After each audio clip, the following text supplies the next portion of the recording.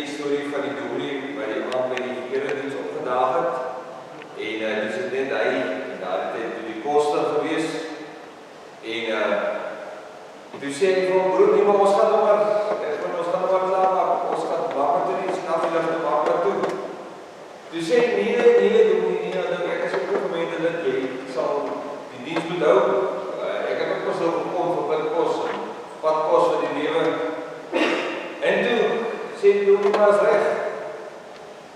En hy laat sing al die liedere, dat hulle twee nog maar sing, dat hy preek, een volle uur lang preek hy.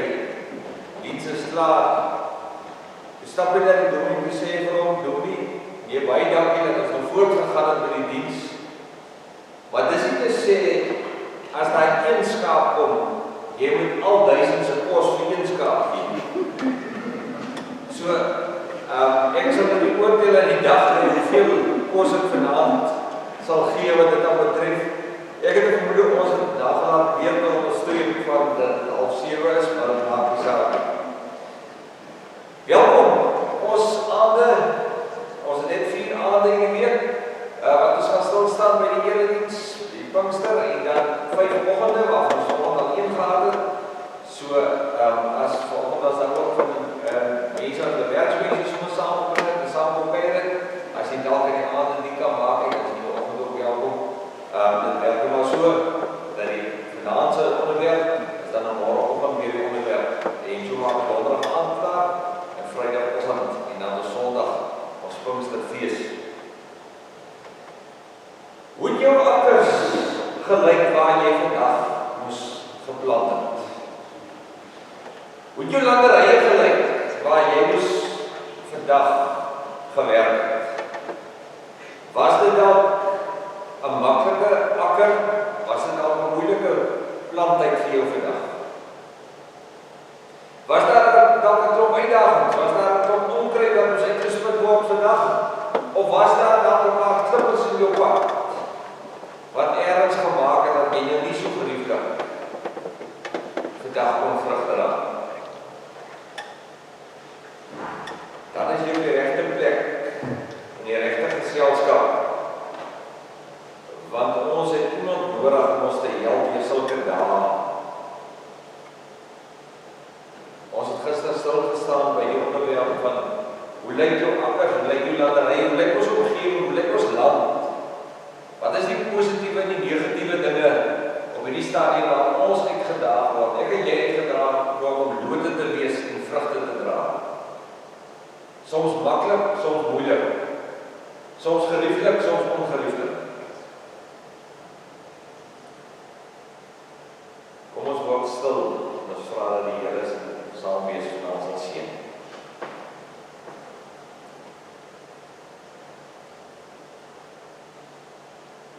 O Heer my God,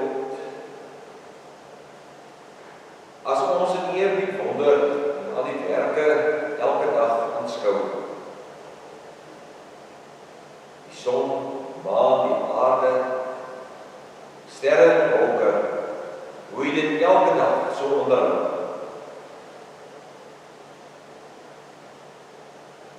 Dan moet ons juig, ons redder en ons God. Hoe groot is U? Hoe groot is U? Wanneer die hele skepping klink dit saam. Hoe heerlik Heer, die grote land.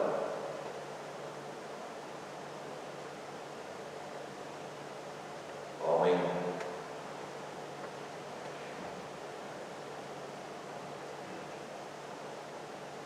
Hy vir die sal vir Wieland Grinling onthou. Hy en Johan Enslin het die vermoë om net jy daardie arme orgel amper stikkend te speel. Wieland, bekende orgelis. Sy broer is Ernst Grinling. Dit het ek eers 'n bietjie dag terug uitgevind. Dat Ernst Grinling is hierdie ou wat so rondstap en die toere en programme op die televisie ook aanbied. Ek wil saam met u kyk na 'n greep wat Ernst gestap het daar by Stellenbosch.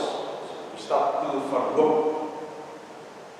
En dit gaan oor, en ek het nou nie die Franse aksent om het reg uit te spreek nie, maar die wingerdmanne sal nou vir jou kan sê die terroir. Nou die terroir is dit wat die hange van die berg waar die wingerd geplant word, die grond waar dit geplant word, die natuur wat 'n rol speel, die reënval, as dit die westelike of die oostelike of die suidelike hang, al daardie dinge speel 'n rol om die uniekheid van 'n bepaalde wyn na vore te bring. Dis net sekere gebiede, sekere terroir wat toelaat vir sekere cultivars in die wynbedryf. Maar kom ons hoor net hoe vat hy dit saam in 'n paar oomblikke. Dit is my tweede dag, die dag van stof van hoop. Voor my staan ontvang die Heer met grootstelling voor 10 van broers, ooit was sy eie.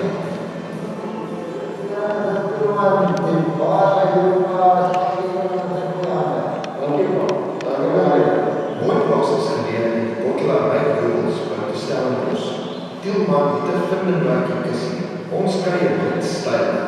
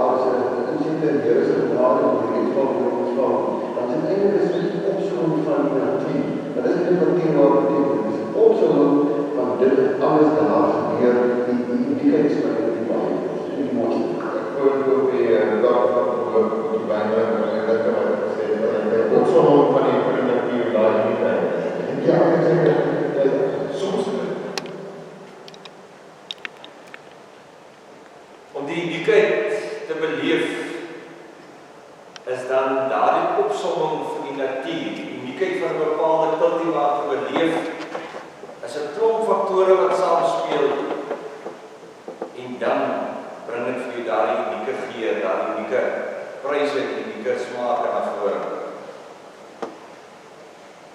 Ek lees saam die bekende Johannes 15 wat sê: Ek is die ware wingerdstok en my Vader is die boer. Elke loot aan my wat nie vrugte dra nie, sny hy af.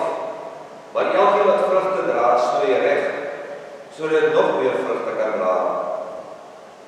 Julle sal reeds reg gesnoei deur die woorde wat ek vir julle gesê het. Julle moet in my bly en ek in julle. 'n Loot kan nie sy eie vrugte dra nie as hy nie in die wingerdstok bly nie. En so kan julle ook nie as julle nie in my bly nie. Dan vers 7. As julle in my bly, my woorde in julle, vra dan net wat julle wil hê en julle sal dit kry.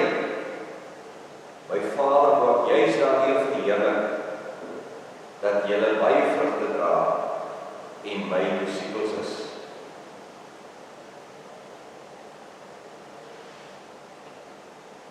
Boer jy met tafeldrywe of boer jy met wyndrywe? Wat is jou voorkeure? Moet dit dan wees rooi wyn, rooi cultivar, of moet dit wees wit? Wat vra die mark? Wat is die keuse wat die mark wil hê? En waarmee is jy vertroud in hierdie vallei van ons? Is jou voorkeure Chenin Blanc of 'n Pinotage? Hou jy meer van 'n Sauvignon of is jy meer een wat hou van 'n Cabernet? Die keuses is daar. Die keuses van wat jou voorkeure mag wees. My kennis van die tafeldrywe is te min. Ek dink ek het opgehou by tafel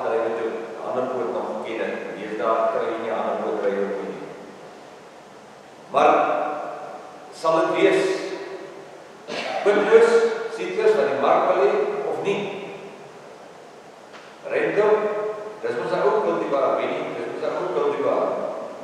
Nog 'n gevestigde ene. Wat sal dit wees? So, dit laat vir jou met 'n klomp keuses. Wanneer jy Johannes 15 lees, is die prentjies binne jou gedagte wêreld. Wanneer jy in die omgewing van ons kom, is dit verskriklik baie. Van watter dood en hoe die dood moet lyk en watter gebied dit wees, watter terwyl jy dit plant en alles wat daarmee saamgaan. Dit is ook vir my moeilik geweest in die opsig van ons sit deesdae met baie kelders in ons omgewing. Soms koöperatief, soms butiekkelders. So sonder om nou 'n debat te open, het ek maar die goue middeweg gekies en vir Wellington Wines gevra, maar wat is die voorrang, wat is julle keuse? En daar is 'n pragtige videostuk van François wat vir ons sy keuse uitspeel wat wyn nog betref.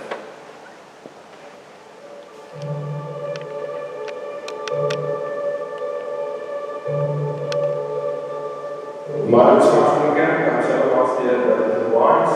Welcome here today. Wellington Wines was born in 2013. We were involved with Wellington Co-op and Woodley merged together. So it's quite a new company, but with a long history behind it. So this is a 2018 half Pinotage. The grapes come from Bouchard Blanc. It's a dry Bouchard Blanc, far from here, 8 years old. It's a beautiful vineyard, deep weathered, mastery shown soils. Each year we harvest about early February, late February, which produce beautiful grapes. After fermentation, we went to new fresh oak barrels, 1.5 liters, for fermentation, and a total of 18 months aging in the room. Pinotage is by far my favorite cultivar. Pinotage is the most planted cultivar here at Wellington Wines. I think in this region also. I started in 2014 as a master. This next year I think will be my 7th last year. We've got a lot of Bushwine, Pinotage here, so it's a wonderful place for winemaking to be. One of the highlights each year is Pinotage Mountains, and we work towards that.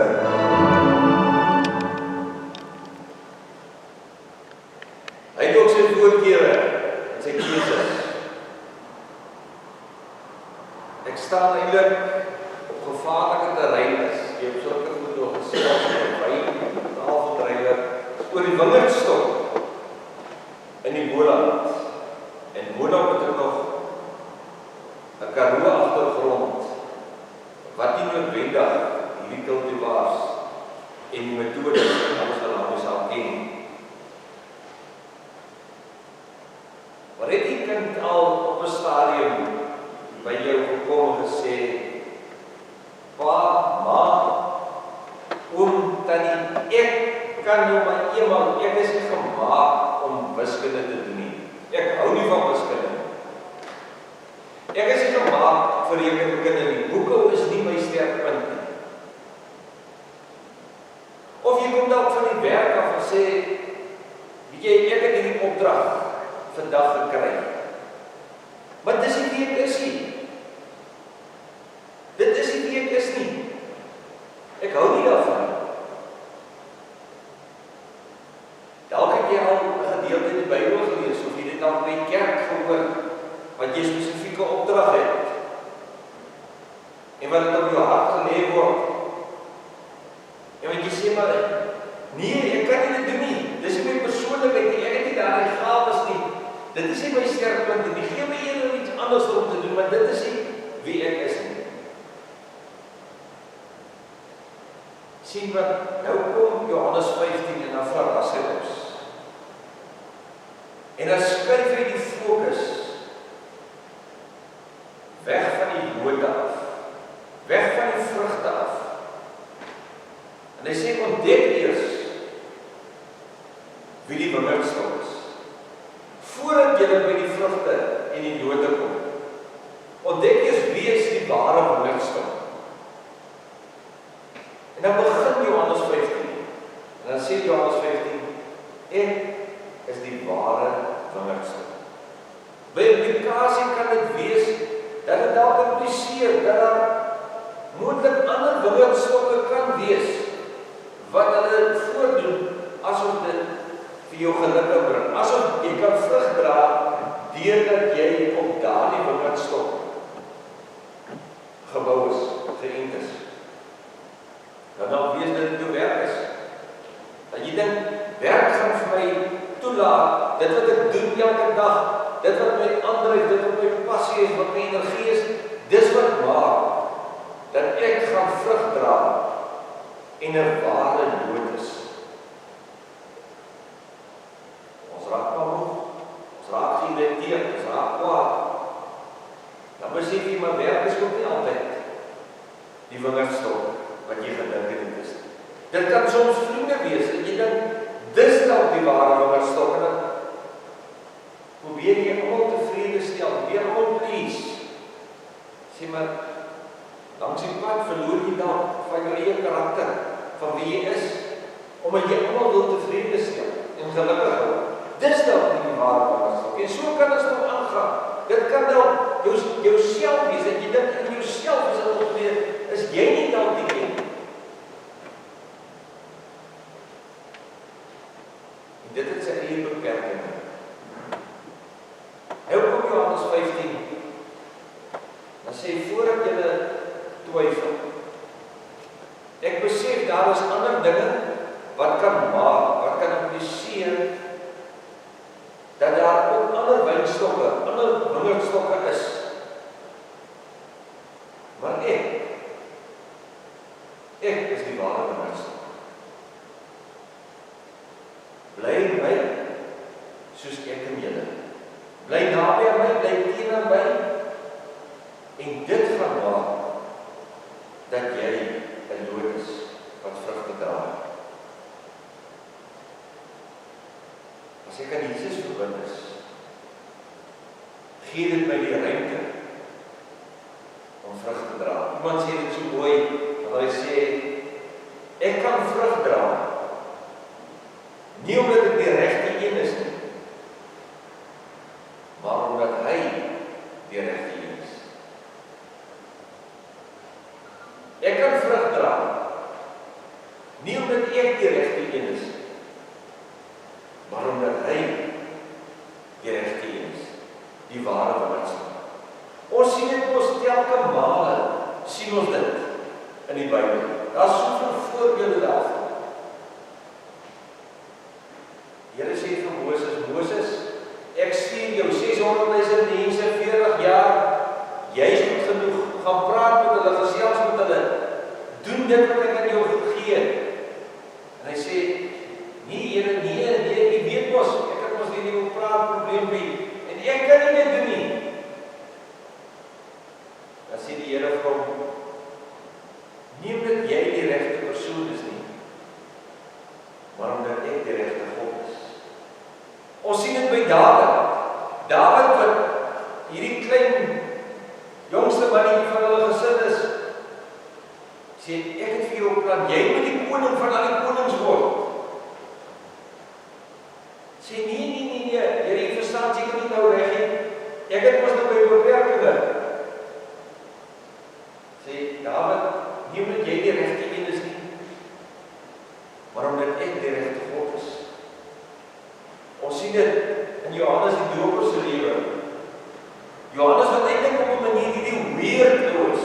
Hy dra die vreemde klere, hy eet hierdie vreemde kosse, gaan lees bietjie Johannes die Doper se geskiedenisse wat hy doen hierdie vreemde goed vir sy tyd. En sê maar, dit kan ons nie ek wees wat nou moet aankondig die koms van die Messias nie. Hoe kan jy nou vir my hierdie groot taak gee? Ek kan nie dit doen nie. Johannes, nie omdat jy die regte een is nie, maar omdat ek die ware wingerdstok is.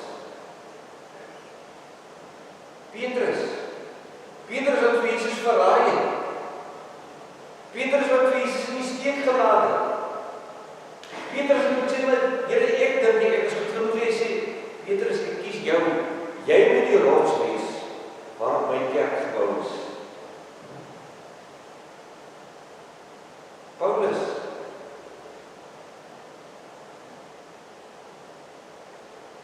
gebruik ander mense om Christus dood te maak. Hy self doen dit ook. En hy draai Paulus se lewe om. Nie omdat hy die regte een is nie, maar in die eerste plek omdat hy die regte God is. Iemand het op 'n dag gekom, iedere dag ook al gelees die storie van wat hy op 'n punt in sy lewe kom sê, maar wie, daar is so baie geloof en so baie godsdienste. Dan moet 'n mens net 'n slag al die goeie punte van almal bymekaar bring. En toe het hy gegaan en hy die Christelike geloof gevat en die Moslim en die Boeddhisme en die Judaïsme en so kan jy opnoem. En hy het hulle almal gevat en al hulle goeie punte gevat. Alles wat mooi en wonderreg klink en wat aanvaarbaar klink. En toe sit hy dit alles bymekaar en toe stig hy nou hierdie geloof en hy dink, maar as hy ons nou hierdie geloof kan bemark, dit moet die grootste geloof in die wêreld te wees, want dit het dan nou al die goeie punte van almal. En niemand volg hom en niemand luister hom nie. So hierdie dag sal hy eendag 'n bietjie vra na hom, so hierdie dag sal iemand hom 'n vraagteken.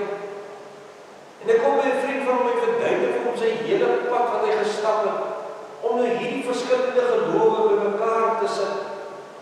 En niemand slaan reg ag op dit wat hy vir hulle vertel nie. Sy vriend sê vir hom, hier wat, jy moet nog net een ding doen, dan gaan jy sien hoe van die mense jou volg. Hy sê, ja, asseblief, sê vir my, wat is en wat moet ek doen?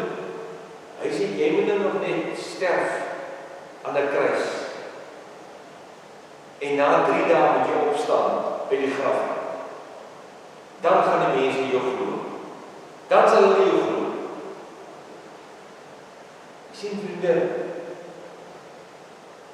wanneer ons Johannes 15 lees, dan hoor ons iets. Sommer aan die begin, daar die goue draad van regdeur loop, wat sê, bly in my, ek en julle, maar bly in die ware wingerdstok. Die wingerdstok wat vasstaan, deur alle seisoene. Die wingerdstok wat nie uitgewis kan word. Hierdie wingerdstok wat nie beperking het. Hierdie wingerdstok wat in enige terroir kan groei. Hierdie wingerdstok wat nie vra is dit die regte tyd of die regte mens, die regte persoon of die regte omstandighede nie. Hierdie wingerdstok wat vas staan in alle tye, alle plekke, in alle lande, tussen alle geslagte, tussen alle ouderdomme, staan hierdie ware wingerdstok vas.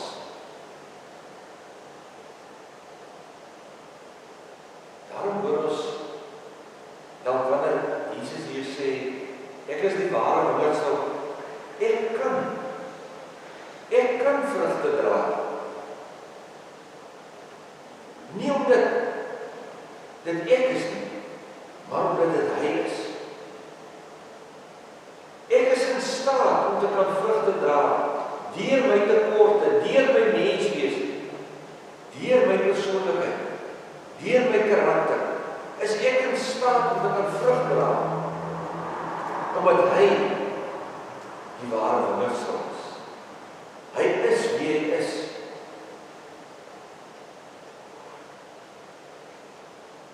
Ek het die interessantheid, ek vertel dit om met groot sensitiwiteit, ek probeer nou nie alles dinge raak lees en hoor die stemme van die Here hier agter elke bos en agter elke tak, so dat baie mense dit hoor. Maar hier was vir my iets simbolies daar. Toe ek verlede week al begin voorberei het, kyk na die teks en wat die mense graag wil dink en wil deel.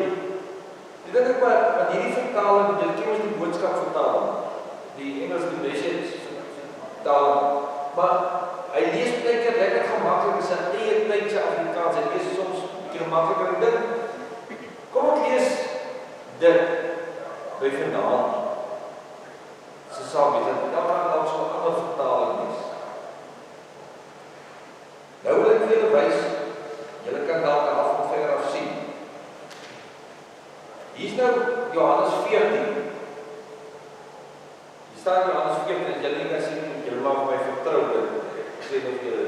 staan Johannes 14. Dan gaan hy tot daar, dan moet die volgende bladsy, is Johannes 15.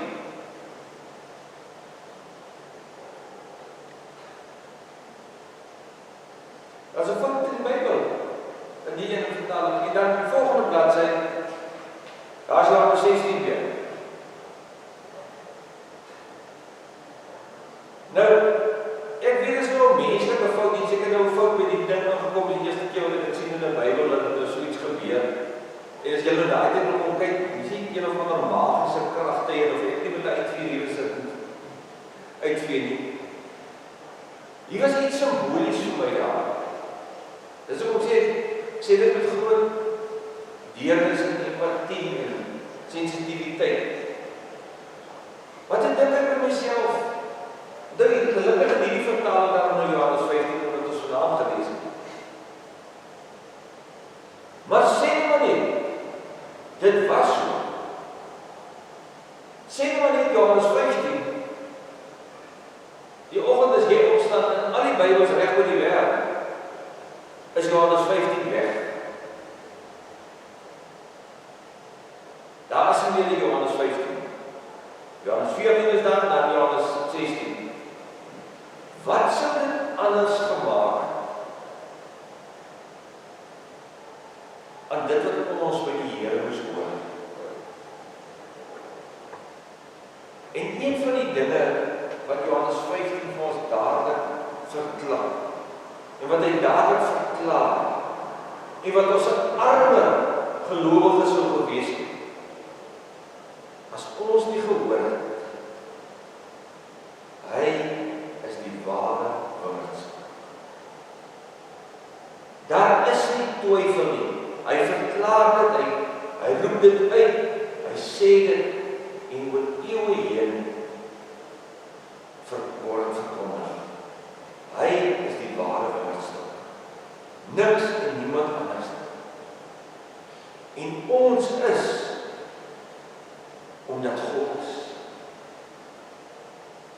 Ons is lood, ons is goed genoeg, omdat God goed genoeg is. Ons is in staat om vrugte te dra, omdat hy wat die winstel is, vir ons in staat stel, om dit te kan doen.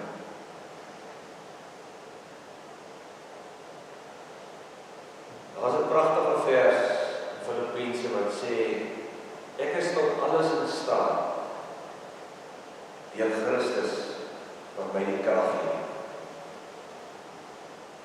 En as ek in die konteks van vanaand kan sê, ek is in staat om te groei. Ek is in staat om vrug te kan dra, omdat hy die ware wingerdskap is.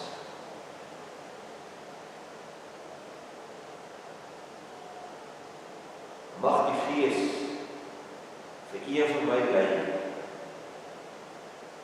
om elke dag vas te hou aan die ware wingerdskap. Om elke dag ons troos te soek by die ware wingerdskap.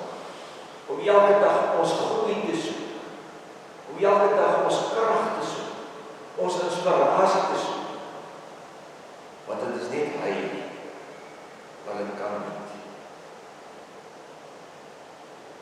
Môreaand gaan ons verder.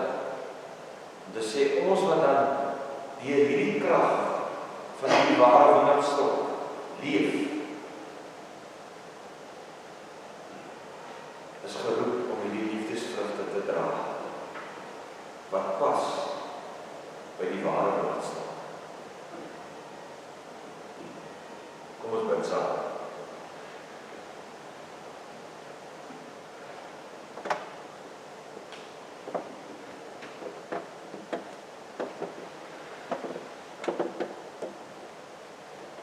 Here God, ons kan vrugte dra, ons kan groei, ons kan ware lote wees. omdat U die ware middelstok is. Ons kan, omdat U vir ons nooi om in U te bly, want U bly in ons.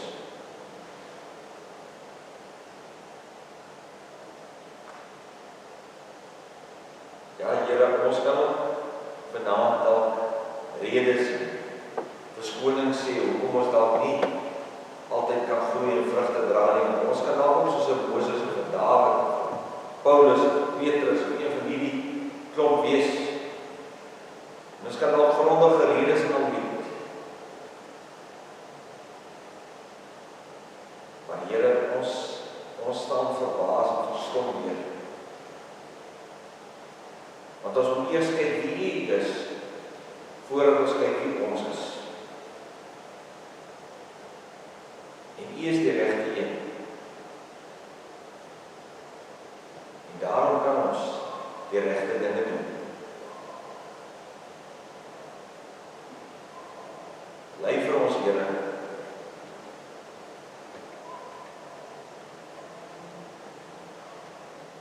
Ons hoor Johannes 15. En dit is besig om ons te gesels. Ons is dankbaar dat dit opgeteken is.